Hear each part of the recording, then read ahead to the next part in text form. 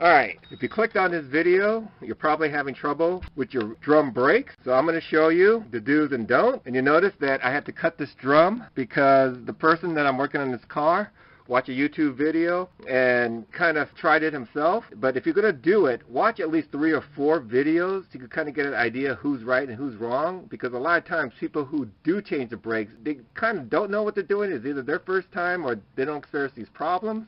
So I'm going to show you. I've already changed the brake on here, but I'm just making this video so you will be aware of what to do. Since the brake got stuck, I had to use an angle grinder and cut the drum off in order to take it off because it was pushed out, so I had enough room where I didn't have to cut this back plate at all. So it came out pretty nice. So what happens when you knock it and it still doesn't come off and it's like stuck? If you watch YouTube videos, they'll tell you, well, there's some points here, and you just get some screws. These are M8 1.25, and you can just screw it in and use your ratchet to pry it off. Do not do this. Only do it as a last resort because you could screw up your internal mechanism on the inside. Before you even do this, there's an access hole in the back. So if you go behind the drum, you notice that there's an access hole, and you notice that this is a self-adjusting screw, and I'm going to show you from the outside because it's easier to see. But what you need to do is you need to click this down until the brake pads condense, and that will allow you to remove your drum. To ratchet down the drum brake, you would need a small Phillips screwdriver and one of these brake adjusting tools. If you don't have one of these, you can use one of these small stubby screwdrivers. And we just put that into the access hole. Is get a Phillips screwdriver and go to the access point and push this locking mechanism. And then you just turn it downwards. And what they'll do is that it'll close up your brakes, and it allows you to take it off. So with your Phillips, you want to go underneath the locking mechanism between the spring down here and just push it out and just turn it down. Here's the reason why that the drum wouldn't come off, because if you look, there's a lip here, and that's because the brake pads were worn out and it went down to the bare metal.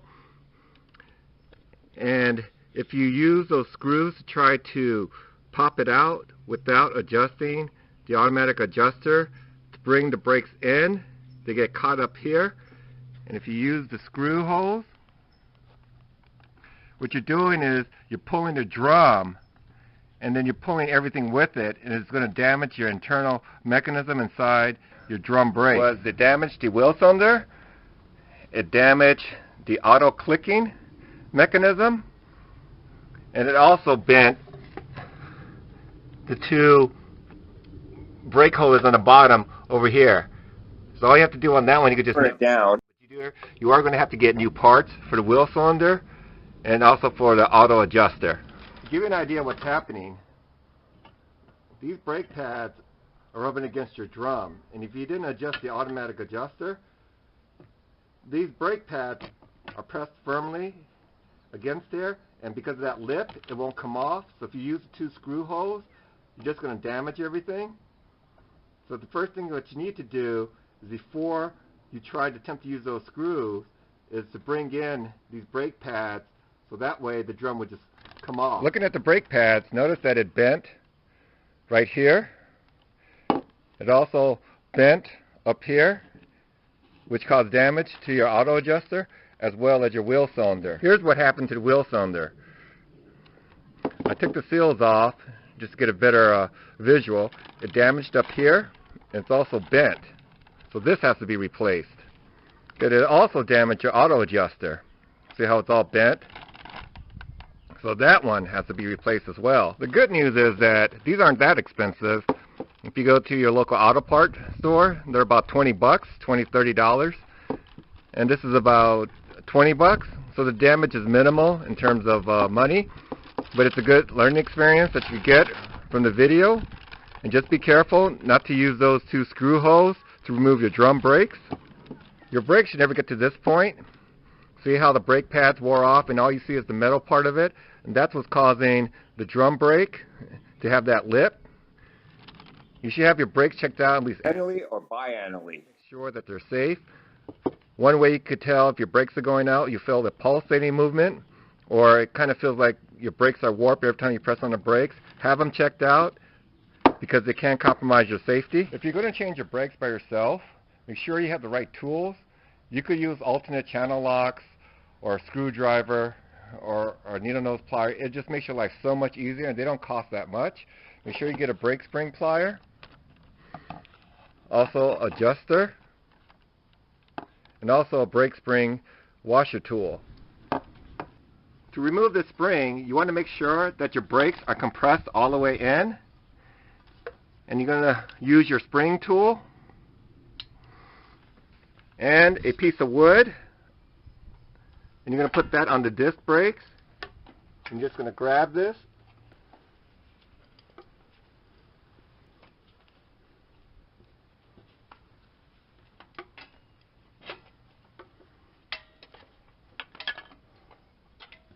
and remove it just like that. To remove the springs here and here, get one of these tools. It doesn't cost that much.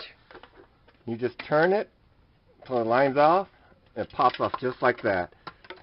Rather than using needle nose pliers, it's just best to invest in one of these tools, especially if you're going to do your brakes a lot.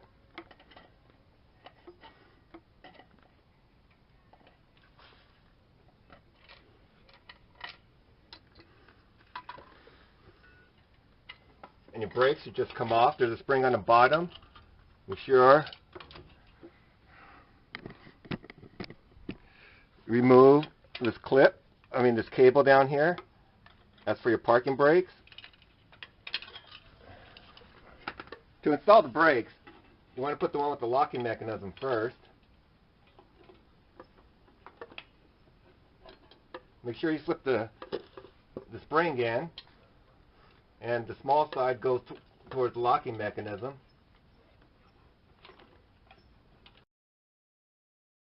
There's a spring down here. Make sure you install that spring first. So you put that in. We're going to install these springs.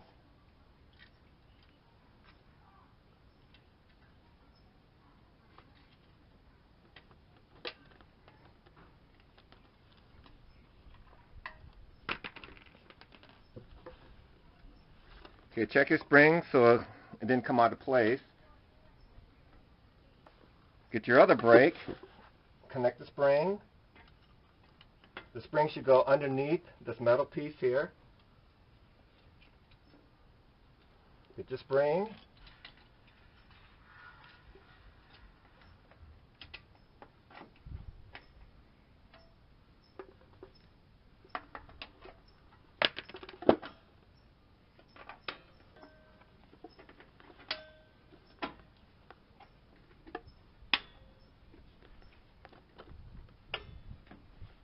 Make sure everything's on like that, and make sure that your spring is still hooked.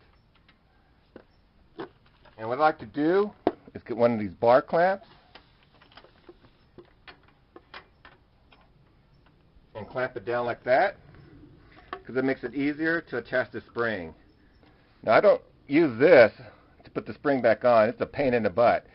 What I found out is just use a small Phillips screwdriver and a regular screwdriver, and we're just going to pull the pin in.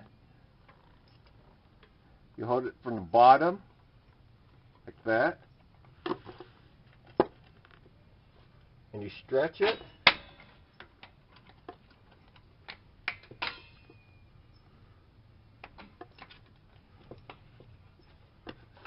Get your other screwdriver.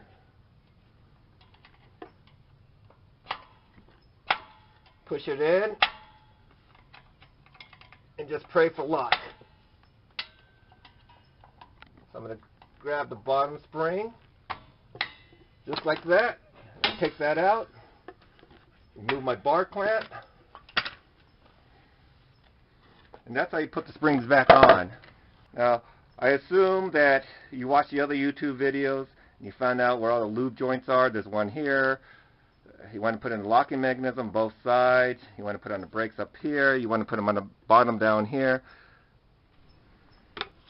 So before you put the drum on, you want to just make sure that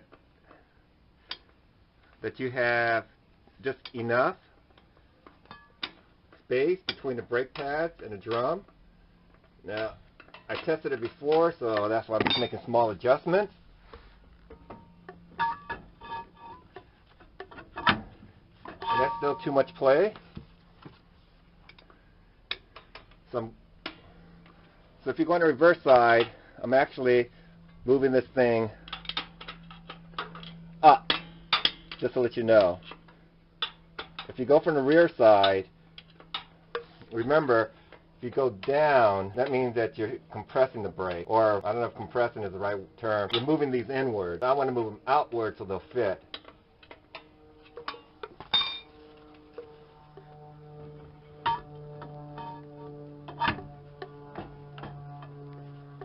And you can watch a YouTube video to tell you the specs of this. I'm just going to do it real quick by hand.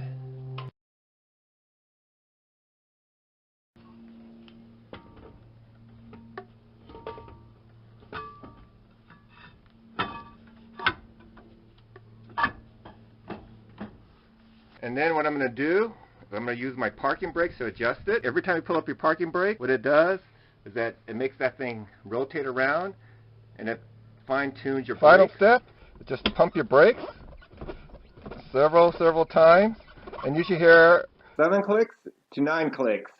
1, 2, 3, 4, 5, 6, 7, 8. Perfect. And just take it for a test drive. Don't forget to like and subscribe. Thanks for watching.